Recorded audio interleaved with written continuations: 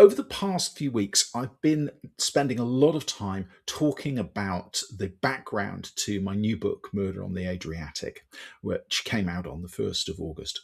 Um, what I'm now doing is going back to some of the basics of the history of the Weimar Republic and Berlin during the 1920s. My name is Jason Collings, and I write the Alaricvontrelowmysteries. These stories are set during the Weimar Republican period, which runs from late 1918 to early 1933 in Germany. And one of the key things you have to understand about this period is that it was incredibly politically biased.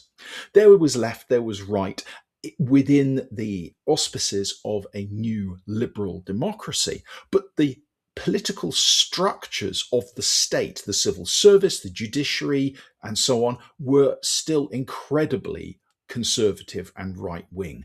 They were fundamentally the same structures that had existed under the previous regime, the German Empire, the Kaiserreich. And the best example of this I can give is 376 murders. A German statistician called Emil Gumbel did an analysis that between 1919 and 1922, there were 376 political murders in Germany.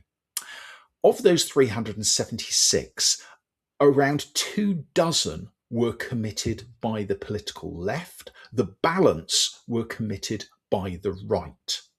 And what happened to the people who had committed those murders is massively different. On average, if you were on the right and you committed a political murder of an opponent, then you could expect something in the region of 2 weeks in prison, possibly suspended, or alternatively, a small fine.